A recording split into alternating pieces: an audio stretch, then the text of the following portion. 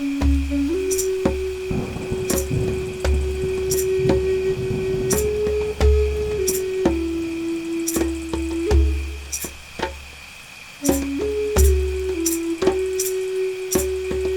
there, and good day to you.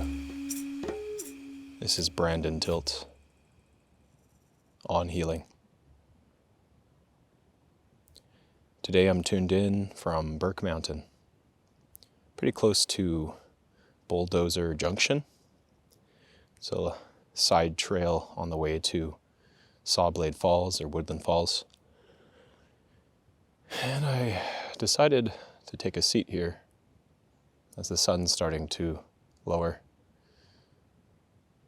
And sitting in a sunbeam on a patch of dirt and moss. And I want to start reflecting on this really powerful and vulnerable journey of healing the family wounds, so to speak. And I just feel really proud of myself today. Yeah. I feel like I've been building up to some really important conversations, right? Ones that I think I've wanted to have with my dad and my mom and my sister and my twin brother and others in the family as well, but just struggled to find the words or always felt the resistance, right? And I feel like it's also about having a certain relationship to your needs. So for those of you who might not know, I've been studying nonviolent communication and actively applying it in my life too. So I've been doing this for maybe the last, probably about 3 years now, since I originally discovered it while I was studying at Rhodes Wellness College, studying counseling. Yeah, it seemed like this beautiful recognition of how we inherently want to connect with others, how we're deeply yearning to express our needs in others and have it be received, and to, on some level, just connect and really feel connected to others. You know, when we're having an argument, there's this like unmet need that's causing this pain, that causes this inner child, some might say, this wounded part of us to lash out. And in a way, it's screaming at the other person, but we're not screaming at them as an adult, not usually, right? We're screaming at them from the lens or through the eyes of this hurt child who still, on a deeper level, exists within us, right? It's the same with our relationships, of course, but you know, it's essentially more, depending on like how deep you're in the relationship, of course, but I would say it's more potent when you're having that conversation with a family member where there's a history that spans back 20 or 30 or 40 years, right? It's like, now if you're in a relationship for a long time, it is similar. It's the same, but I'm feeling like the consistency is really important when it comes to family, when it comes to, well, just like showing up for your family. Obviously, consistency is key.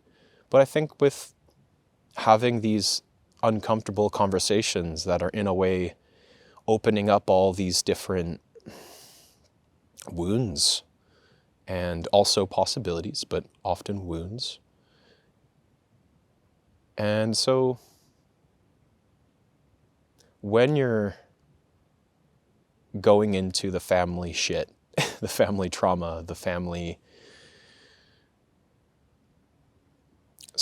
rules, story, whatever, yeah, I feel like you need to continue to return to it frequently enough where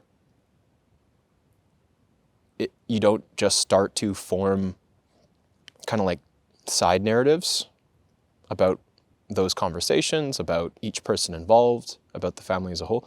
Because I do believe, from my personal experience, even a very productive conversation with a family, you can start to notice your parts come back online and interpret that same productive conversation, what felt like a very healing discussion or interaction, as being something completely different. Oftentimes you're just seeing more from the lens of that pain, and that part is often negotiating with your wounded part, and the wounded part, well, it's hard to say exactly who has the last say, but I would say the wounded part usually has the final say. And from there, it could ripple into setting maybe sometimes unclear and vengeful boundaries. You had a conversation that kind of rubbed up against some of your boundaries, and now the internal protector part and the wounded, vulnerable part kind of had a sort of negotiation, and as a result, they've set a kind of vengeful boundary, which is different from a conscious, I would say, respectful boundary that in a way is trying to meet the person in the middle, is taking into consideration your needs, the other person's needs. The vengeful boundaries maybe a little bit extreme, right? It's coming from the lens of the hurt part that wants to, in a sense, take revenge for the times it's been hurt. So it takes, I would say, a while for you to integrate meaningful conversations and have that lead to meaningful change in a family dynamic or in a relationship dynamic, right?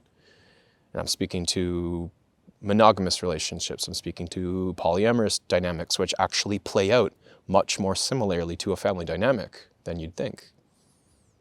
Shouldn't be all that surprising, but it is very much like you're a family.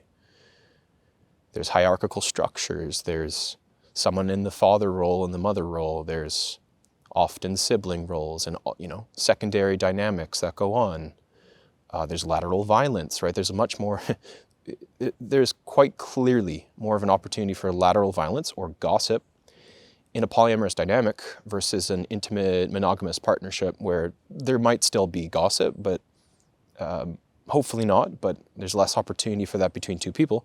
Whereas with, any friend group, any family, any polyamorous relationship, obviously there's kind of a telephone tag where there's misinterpretations, sometimes misinterpretations of needs, right?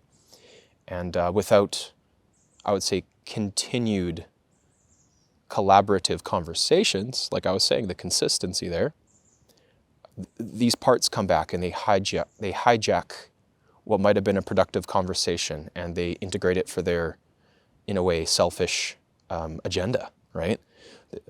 The protector part and the wounded vulnerable part, they kind of have this like agenda of keeping you safe by any means necessary. And I notice this within myself all the time, especially in ayahuasca ceremonies or after a really intense conversation with my dad or my mom or the rest of the family or both. It's like I notice how much my survival-based parts come online and start to like advocate for myself like it's life or death.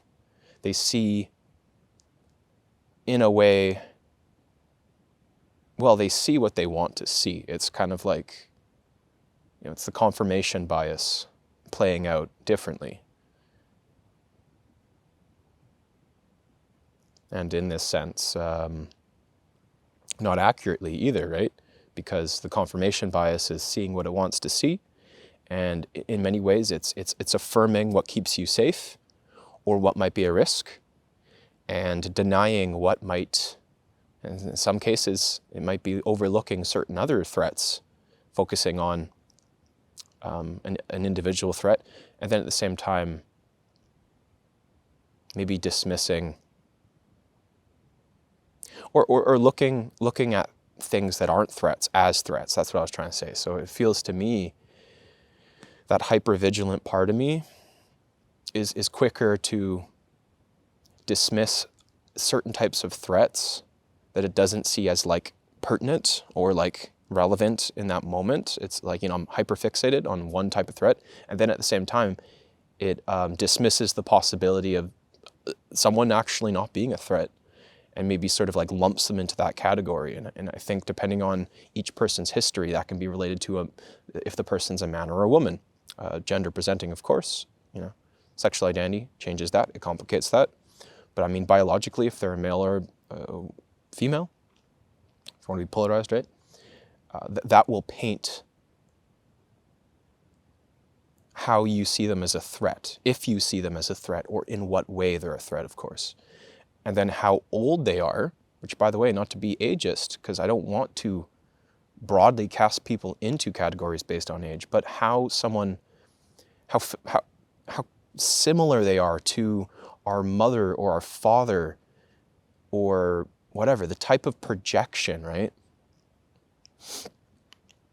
That's based on how similar they are to this archetype.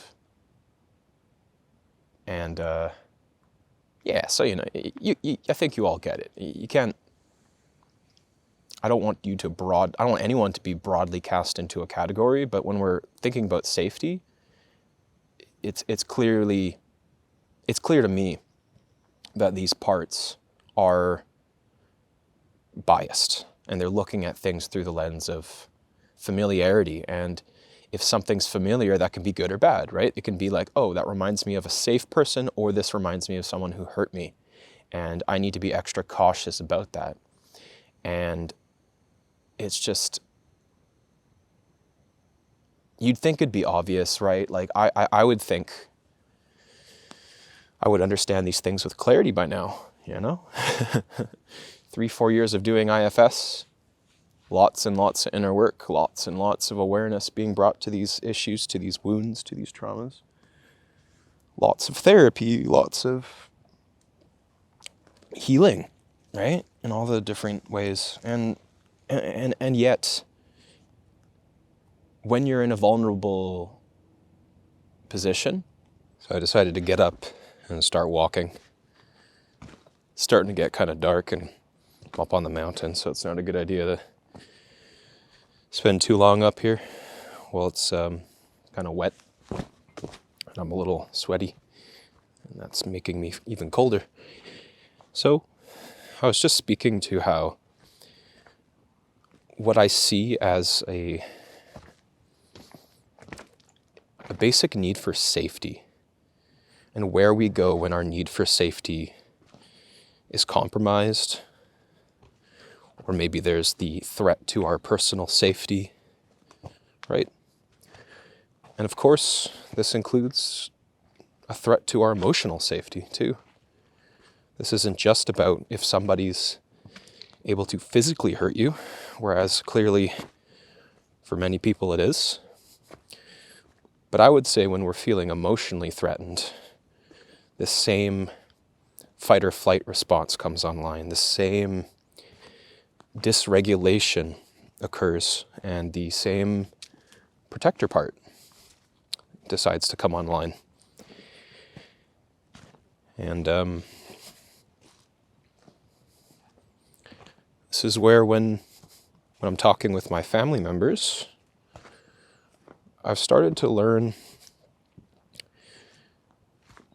to be present with the part of me that feels in some way like unsafe. Oftentimes,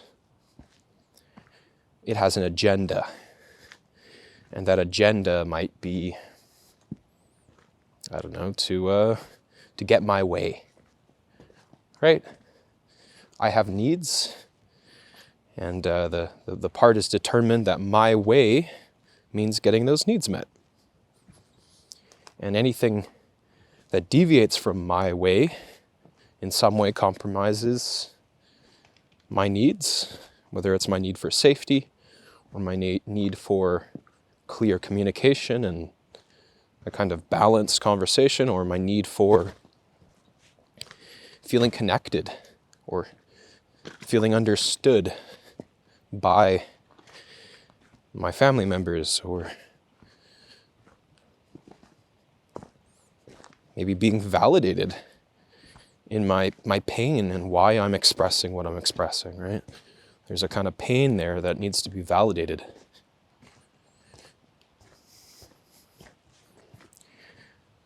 Thinking I might get pretty close to the river here and the water sounds might be unbearable. We'll see. Nature sounds are kind of nice too. But I keep on listening to Marshall Rosenberg's audiobook on nonviolent communication, and I really, as an ADHD neurodivergent person, I seriously identify with the tone that Marshall Rosenberg introduces, in addition to the words he uses, of course. But the tone, for me, feels so soothing. He's like, is that right that you're just feeling this way because your need for this is going unmet? He probably doesn't even emphasize the word need as much as I just did. It's probably a little bit condescending, but just the way he delivers his reflections, the clarity, the compassion, the patience, for me, I think to IFS, I'm like, this guy is so brilliantly attuned to self-energy. He's so clearly aware of his parts. And yet, IFS wasn't even really a model at the time, but as Richard Schwartz has made perfectly clear, it's a universal concept. Many very skilled therapists have done IFS without even having done the training, right? However, knowing how to speak to one's needs is kind of a prerequisite for befriending your parts, right? Okay, it's going to get a little bit river soundy, so let's just bask in this beautiful noise. Oh yeah. Ooh-wee. Bless this river, bless this land.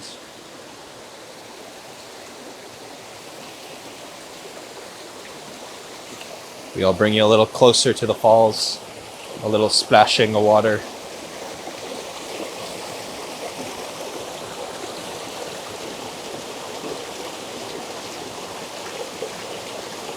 I love this spot. A little mossy on the rocks, let's be careful. So let's not slip and fall and break something. A limb or a microphone. Yeah. Thanks for taking that moment to cleanse your eardrums and cleanse your energy from that kind of heavy topic, right?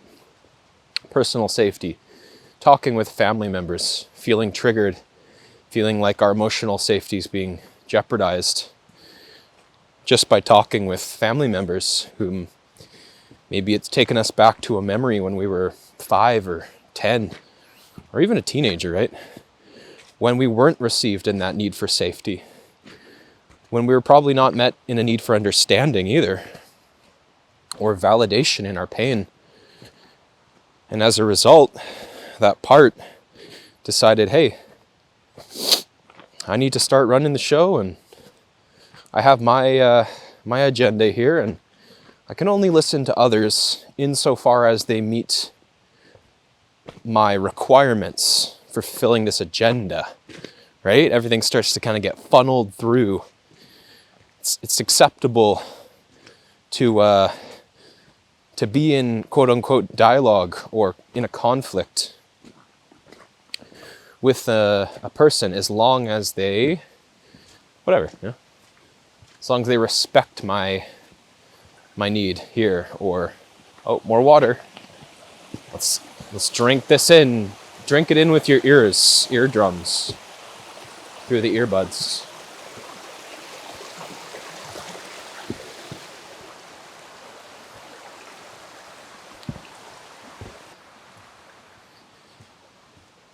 Oh, that's nice.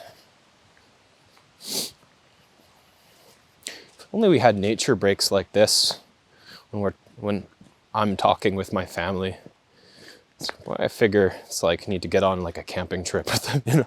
It's like everyone gets all charged and dysregulated and overwhelmed, and like they were just like, we were all able to just sit near some water, just listen to some birds, just breathe some fresh mountain air. Wonder if some of these conversations would go not better or worse, but maybe just they'd be felt differently in the body, right? We could receive each other just a little bit more, have more access to self-energy, right? Through that calmness, through that, that curiosity. So anywho, that connectedness, that's the word I was looking for, right? That calmness and that connectedness. Anytime I'm out in nature, I feel so connected. I feel so calm. And of course, when I'm doing a podcast, I feel so curious. That's a lot of good self-energy right there. So, yeah, it can be really tricky when our protector parts come online and they have their certain agenda. I need to feel safe. If I'm not safe, I'm not even going to have a conversation. Fuck those people. They're not keeping me safe. And then maybe sometimes the part turns towards you and it's kind of like, hey, you're not keeping me safe either. I don't think I can quite trust your leadership. You're doing something wrong too. I think we're going to need to start to check out. That's how oftentimes a regulatory protective part can shut down your nervous system. You disassociate because it's looking at you. It's like, you know what? I don't think I can trust you right now. You're not really doing a good job. So we're going to check out. Or it triggers another protector part, right? A secondary part called the firefighter part. And that part's sole purpose is to take action and to numb out, or to find something really pleasant or pleasurable to focus on, or to immerse yourself in. Maybe it's something you love to do, which is great. But what about that conversation you're supposed to be having with the family? What about that need that needs to be expressed? Well, it's no longer an issue. If the firefighter part has now misdirected you to doing something completely, unrelated. So it's interesting how these parts, they're really good at getting your needs met. Like, this is the interesting part is, I think we need to acknowledge how skilled each of our parts, regardless of how they get the needs met, but just acknowledging how good they are at getting our needs met in their kind of roundabout way, of course, because as IFS teaches us, the way they get the needs met is often through the belief system that you originally adopted as a child or as a teen, at the age where you felt wounded, at the age where you felt like you had to do something, right, to take back control of a situation. And that's the rule system, that's the belief system, that's the worldview that is now adopted. And so they're kind of like rules that are kind of janky, right? Rules that kind of get the job done, but aren't necessarily well designed. Like, I'm almost want to use the metaphor, I'm not a politician, I swear, but like a bill, like a political bill that gets passed really, really, really quickly out of some urgency.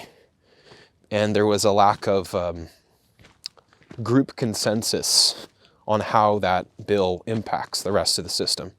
It's kind of like, oh, just kind of sneak it through, just expedite this thing because it's got this sole purpose and it's benefiting one or two people, parts in the system. And it's kind of like your infantile parts, they basically had to pass all these little regulatory bills within your internal system without actually consulting, I would say, the rest of the system, or I would say the more developed parts that come online maybe later in your life, right? I mean, they weren't there. How are they supposed to have that guidance and the support with, it was like there was half of a room that needed to be filled, but there were all still chairs. There was still a room full of chairs. And unfortunately, the other parts were probably looking to these empty seats being like, if there was an adult in that seat, I think they might say something different. I think they might have written this rule with a little bit more detail, and maybe it was a little bit more, I don't know, it was designed differently, right? However, the poor part was kind of looking around. It's like, well, it's just us, just you, me, and Joe or Jan, just the part A, B, and C, right? And so we're getting a little bit in the weeds here, but in all honesty, yeah, it's just like, you got to imagine you had this like room full of parts, and many of which might have actually been there, but maybe they just were underdeveloped, or maybe they were just freaking out. It's like a blind leading the blind, a blind leading the blind. Or you don't send a puppy to clean up its own mess kind of thing, right? You have to just consider, well, if the part could have resolved whatever burden that it was thrust into, if it could have resolved it by itself, I think it would have. Don't you think? Like, I'm not trying to, build an argument here, but I do believe that these parts tried really hard. Like, these parts probably did everything they could to keep you safe, based on the circumstances, based on the resources available, based on the level of safety that they had, or the level of support they had from your parents or whatever, right? The community that surrounded them, internal and out and external, out in the real world. So you have to kind of give them some credit. Really, I feel like it's really important that we're giving our parts the credit that's due, that they knew what they were doing at the time, and yet now that we have the awareness that we have, when you turn towards the system and you recognize, wow, this doesn't actually work. This policy that was put in place 20 years ago for how my internal system keeps safety in place doesn't actually make sense now. It doesn't actually function in the same way that it used to. Or did this ever actually work? Was this ever actually a well-designed internal system policy? And that's the beauty of it, is we can look at those belief systems, and we can start to rewrite them, and we can start to reintroduce these, I would say, infantile parts, or the parts that have been around for longer. Even one could say the elders within our system. We can reintroduce them to the present. We can reintroduce them to the parts that we've healed and now integrated self-energy within, right? These parts have a different relationship to self-energy that they used to have. And this is the process of integration. So when you go through IFS, you eventually reach the point of unburdening. And there's a lot of ways you can unburden. Sometimes it's spontaneous. Oftentimes it's done somatically. And I would say in many cases it should be done with a IFS practitioner, right? Let's just say, however you got there, you let go of whatever burden you had, whatever burden you've been carrying for a long time. You decided it was time to let go, and you did it. You pushed and it let go, and you're free. And that's fantastic. I think it's the most beautiful feeling in the world, when you finally feel the fruits of your labor. You feel the freedom, you feel the autonomy, you feel the empowerment of the work that you've been doing. The work that you've been putting in finally pays off in some shape or form. And I just want to say it's not all or nothing. It's not like you drop a bag of rocks and then off you go. Here's light as a feather. I do believe, and this is part of the training when you become in any way IFS informed, right? You start to understand that you have to reintroduce the protector part that's kind of like jaded, like a jaded war veteran, weary of any consequences to the internal system.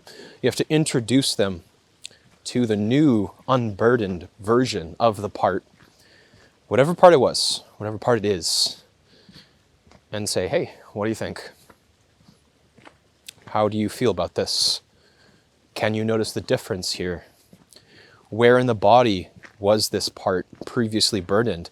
Is there a different experience in the body? This is where I think having a relationship to one's body, somatic attunement, regular body scans, this is really important, because if you don't notice the difference somatically, it's quite difficult to show these protector parts the shift that has occurred, right? There's other ways to do it, and I can imagine, but I would say that's the most clearly defined difference, is the burden has introduced some kind of newfound levity, spaciousness, flexibility or mobility, just even maybe just the way you approach the body, right? There's more of a mental shift, right? So the integration process is really key, really quite important. And I think people, when they hear the word integration, they think about plant medicine, right? They think about, you went to some kind of ceremony, ayahuasca ceremony or mushroom ceremony, San Pedro ceremony. So I'm just thinking of the big three for now, but I'm sure any psychedelic that takes you to that point of breakdown, that point of just total, absolute ego death, or, ego dissolution. And it's a phenomenal feeling, right? It's a terrifying and phenomenal feeling all at the same time. And sometimes it's so overwhelming that you feel like you're kind of good. You're kind of done with healing, one might suggest. And I don't know. My personal experience is if someone feels they're done with healing, they've probably triggered a response from a protector part. That's just my personal opinion. And I feel as though these protector parts, if they are in some way bypassed or disrespected during the process of unburdening, like especially, they come back with more intensity. They come back and they double down on their defenses, right? And I think in some cases, maybe not all cases, but in some cases, that's where you see this sort of feeling of completion within one's journey. One might even say resistance to continue integrating. But at the same time, I don't know, maybe sometimes you've moved on from one particular wound, and there's a readiness to, bring your awareness to other aspects of your life, other aspects of your healing journey. Embrace the joy and the gifts, some might say. That's, I'm not saying you need to hyperfixate on problems, but I do believe to now flip from focusing on and being attuned to your body's felt experience to kind of, in a way, disassociating or ignoring or repressing. Yeah, it's just another way the protector parts are just trying to keep you safe. And I would get curious about why it has to be one or the other. Why can't it be you're reintroducing a newfound perspective, a newfound lens that it can sit with your healing journey, but sets boundaries and doesn't need to, in a sense, avoid doing inner work. I guess that's just kind of the word I was looking for, is that feels like an avoidance of inner work. And I believe it's a lifelong journey. And in all honesty, I seriously empathize with those who go through very traumatizing ceremonies, or the experience of ego death can in itself be very traumatizing. And I feel that if one needs to take a break from healing, that's in many cases justified. So, I don't know how much longer I want to go with this podcast. I'm watching this beautiful sunset. It's a deep orange. So with that, I suppose my closing reflection would be be open to the journey. And if you've done some inner work and need to take time off to integrate that inner work, heck yeah. Heck yeah. Don't push yourself to do the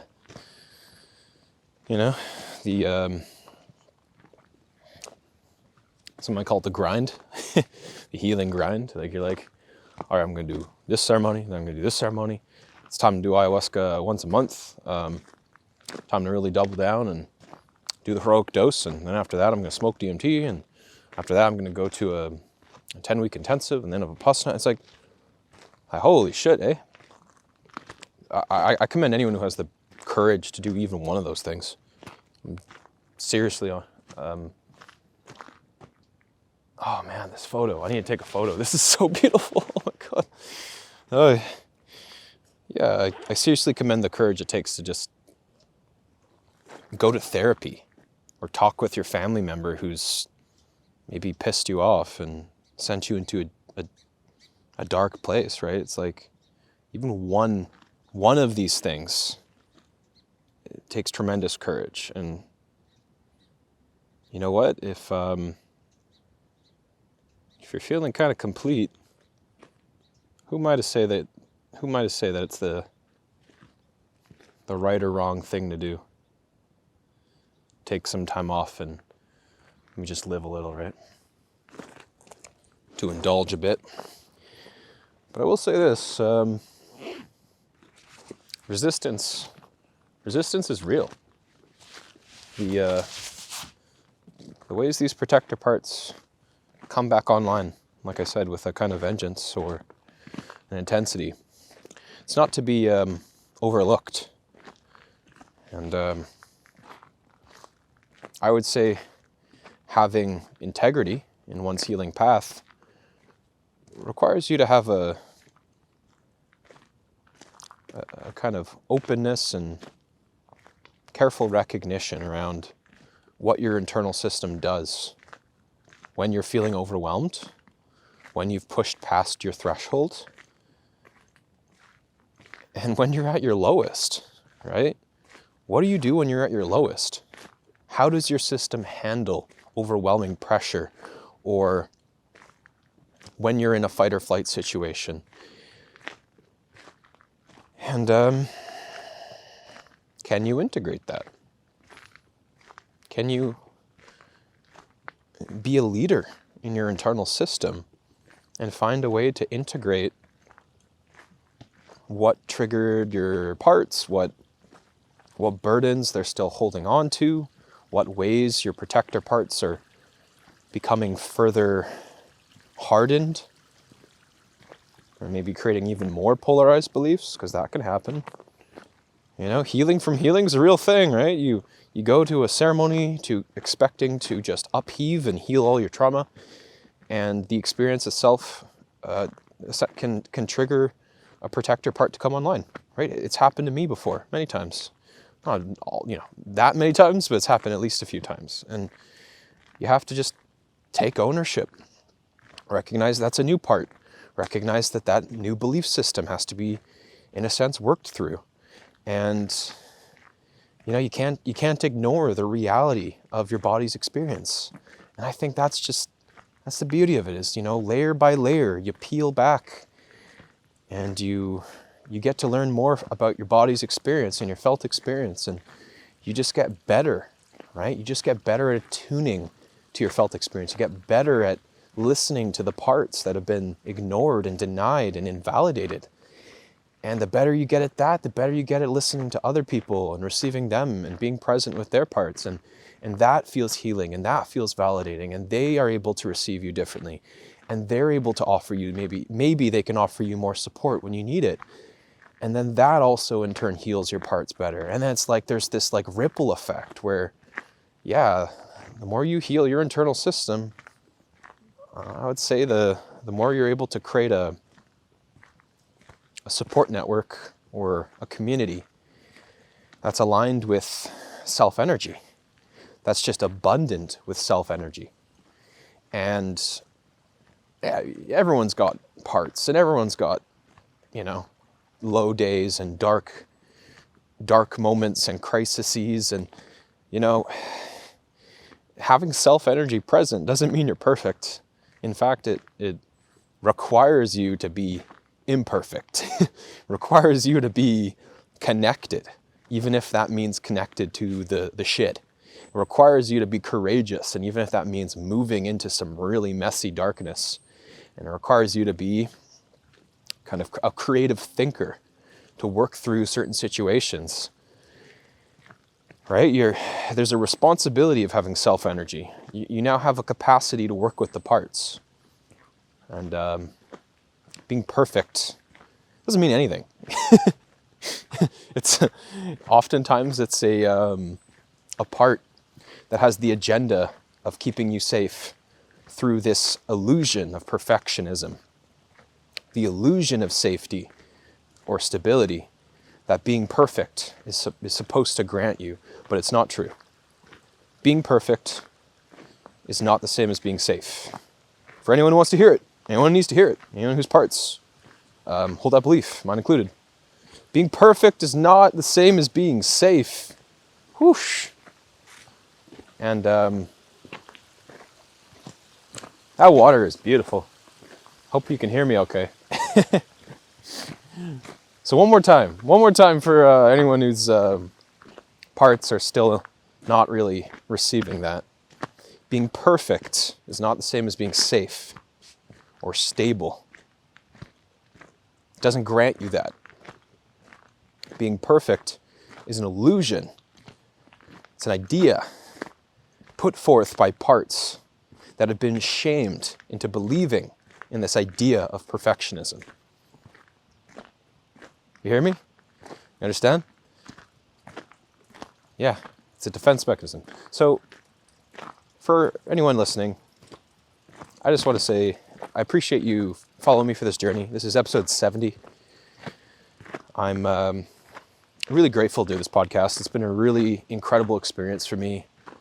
I just love to express from the heart, and I love the level of insight into my own experience with parts. I love to just integrate all the things I've been learning over the years, and having this space dedicated to this in a way also helps me teach, which I really feel is a calling that I really want to step into more, right? I feel like whatever I'm doing throughout the rest of my life, whether I'm a counselor, whether I'm a coach, whether I'm a B, and C, whatever the heck I decide to do with my life, I want to just continue to be a student of life, and I want to continue to share things and teach others. And I'm so excited for that journey. Lifelong teacher, lifelong students. That's just who I am. That's just how I show up in my life. And what a blessing. What an absolute blessing. So whoever's joined me today, whoever's joined me for any of these podcast episodes, I appreciate you. I love you. I love you. There it is. I love you guys. I love you gals. I love you people. I love whomever has resonated with this journey I've been on. And I really look forward to sharing more as my path unfolds. And I hope you have a great rest of your day. Take care for now. Bye. Are you making space for your inner healer to blossom? Are you making space for that self, that deeper sense of self to please reach out through featheroflightcounseling@outlook.com. Aside from that, a heartfelt thank you for being a friend. Take care.